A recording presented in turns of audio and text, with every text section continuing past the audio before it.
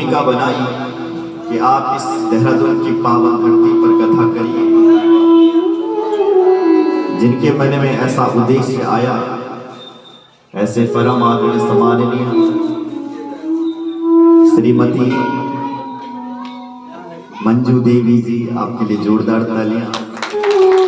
आपके मन में भगवान ने ऐसी प्रेरणा की कि आप देहरादून की जनता को ऐसी कथाएं सुनाएं, और आपने कहा कि आप यहाँ कथा करो, तो आपका बहुत बहुत अभिनंदन, बहुत बहुत धन्यवाद। आपके पति श्री राजेंद्र प्रसाद मन्याल जी, आपका भी बहुत बहुत धन्यवाद। जोरदार। इस कथा को करवाने वाले देहरादून ही नहीं, अभी तो संपूर्ण उत्तराखंड के गांव-गांव में जिन्होंने 108 कथा करवाने का निर्णय लिया है, ऐसी धर्म की देवी, धर्म की पुजारी, डोली उपासक हमारी माता धर्म देवी जी, आपके लिए भी जोरदार तालियां।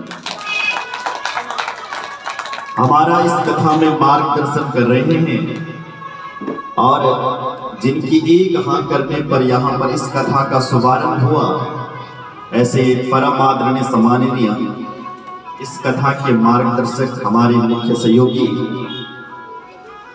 श्री वीरेंद्र प्रसाद नेगी जी, आपके लिए भी जोरदार तालियां। आप लगातार अपना अमूल्य समय हमें दे रहे हैं, आपके लिए भी जोरदार तालियां। मंदिर समिति, सामाजिक कल्याण विकास समिति तन मन धन से इस कार्य को सफल करवाने में लगी हुई है, आपके लिए भी जोरदार तालियां। हमारे सहयोगी जो इस कथा को तन मन धन से सफल कराने में लगे हुए हैं, परम आदरणीय सम्माननीय श्री बबलू सिंह पवार जी, आपके लिए भी जोरदार तालियां। श्री बिक्की पवार जी, आपके लिए भी जोरदार तालियां। सबल सिंह रावत जी, आपके लिए भी जोरदार तालियां। जगदम्बा नौटियाल जी, आपके लिए भी जोरदार तालियां। कुलदीप सिंह पवार जी, आपके लिए भी जोरदार तालियां। उमा भारती पवार जी, आपके लिए भी जोरदार तालियां। वीरेंद्र सिंह पवार जी, आपके लिए भी जोरदार तालियां। आप सभी, विक्रम सिंह राणा जी, आपके लिए भी जोरदार तालियां। आप सभी का बहुत बहुत धन्यवाद। हमारे पंचेश्वर महादेव को जो दिन रात मना रहे हैं कि पूजा करते हैं, ऐसे इस मंदिर परिसर के मंदिर की पुजारी आदरणीय सम्माननीय श्री सुनील प्रसाद काला जी, आपके लिए भी जोरदार तालियां। जितने भी भक्तजन हमारे साथ इस सहयोग में लगे हुए हैं इस कथा को सफल बनाने में, आप सभी का जोरदार तालियों से अभिनंदन। आप सभी माताएं जो इस कथा को सफल बनवाने के लिए दान दे रहे हैं, आपके लिए भी जोरदार तालियां। हमारे साथ में आए हुए संगीत के ही नहीं, अभी तो वेद वेदांत के प्रकांड विद्वान, धर्मशास्त्रों की ज्ञाता हमारे सहयोगी हमें सहयोग ऑर्गन पर सहयोग दे रहे हैं, मंडपस्थ आचार्य पर सहयोग दे रहे हैं, से अंकित प्रसाद लौटियाल जी, आपके लिए भी जोरदार तालियां। बांसुरी पर बैठे हैं उत्तराखंड के ही नहीं, अभी तो देश विदेश के प्रसिद्ध कलाकार श्री शुभम प्रसाद भट्ट जी, आपके लिए भी जोरदार तालियां। तबला पर सहयोग दे रहे हैं वैकुंठाचार्य कृष्णा प्रसाद गैरोला जी, आपके लिए भी जोरदार तालियां दे रहे हैं। कैलाश प्रसाद गैरोला जी, आपके लिए भी जोरदार तालियां। डोली पर नृत्य में सहयोग दे रहे हैं सनी रावत जी, आपके लिए भी जोरदार तालियां। ढोल दबाव के साथ आए हुए हमारे ढोल वादक जी, आपका भी जोरदार तालियों से स्वागत है। आइए आप सबका बहुत बहुत धन्यवाद करते हुए आइए हम इस कथा में प्रवेश करते हैं। बोलो जय श्री राम। कथा एक गंगा है, भागीरथी की तरह है ये कथा।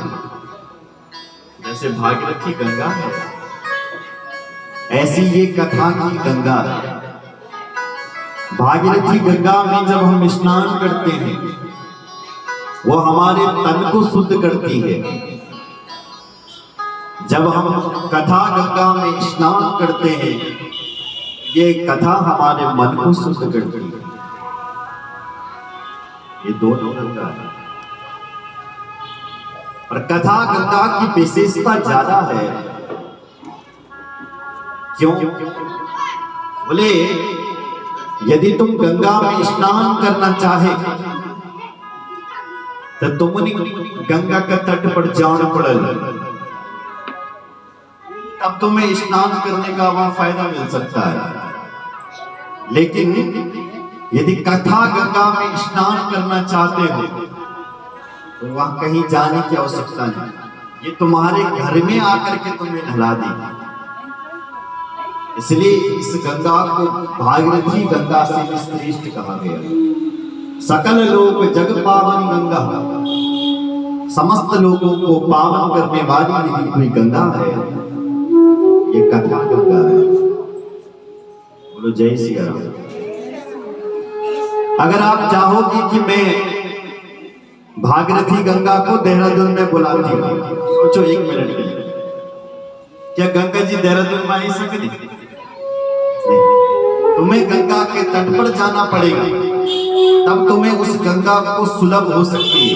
लेकिन जो ये कथा की गंगा है, इन तुम देहरादून लिख रहा, चाहे क्या है देश मान लिख रहा, जहां मर्जी वहां ले जाओ, ये गंगा हर जगह जाती है। इसलिए ये कथा गंगा उस भागीरथी गंगा से कई श्रेष्ठ। भागीरथी गंगा की कोई कम महिमा नहीं है। बोलो जय श्री राम। भागीरथी गंगा की इतनी बड़ी महिमा है कि हमारे सुखदेव जी श्रीमद् भागवत की कथा जब गा रहे थे तो उन्होंने पंचम स्कंद में कहा है क्या, यस्याम स्नानार्थं च गच्छता पुंसः पदे पदे अश्वमेध राजसूयानां तीनं दुर्लभं भवति। व्यक्ति जब सच्ची निष्ठा से जब गंगा मां स्नान में नित्य नद गंगा जी मां, तो यस्याम स्नानार्थं च गच्छता, पदे पदे जितनी पैर चलता है उतनी पैर चलने से उसको राजसी और अश्वमेध यज्ञ का पुण्य मिलता है। सुनने यस्याम स्नानार्थं च गच्छता, पदे पदे जितने पैर चलोगे उतने पैर चलने से आपको राजसी और अश्वमेध यज्ञ को पुण्य प्राप्त होगा। ये महिमा है उस गंगा की जो भागीरथी गंगा है। और जब तुम गंगा में स्नान किया ना, तो लिखा है आप तीनों के स्वरूप को प्राप्त कर लेते हो, ब्रह्मा विष्णु और महेश। अगर तुम गंगा में स्नान करोगे, कैसे? जैसे तुम गंगा के तट पर गए और स्नान करने के लिए तुम तैयार हुए, तो सबसे पहले तुम गंगा जी में क्या रखते हो? अपने पैर। पैर तुमने गंगा जी में रखी तो आप साक्षात भगवान विष्णु के स्वरूप हो गए, क्योंकि भगवान विष्णु गंगा को अपने चरणों में रखते। विष्णुपदी है, विष्णु भगवान के पाद पद्मों से आई हुई है, इसलिए गंगा जी भगवान विष्णु के चरणों से आई है, चरणों में रहती है। तो जन तुम्हारा चरण गंगा जी मां के पड़ता स्नान करते समय, तो तुम साक्षात भगवान विष्णु को स्वरूप हो जाता। और जन तुम डुबकी मारे गंगा जी मां, तो गंगा जी तुम्हारा सिर के ऊपर आ गई, तो तुम साक्षात भगवान शिव के स्वरूप हो गए, क्योंकि भगवान शिव गंगा को अपने मस्तक पर धारण करके रखते हैं।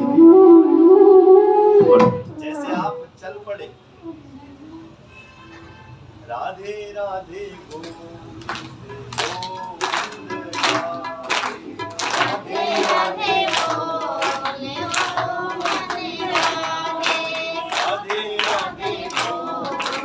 गोविंद राधे जय राधे राधे गोविंद गोविंद राधे राधे।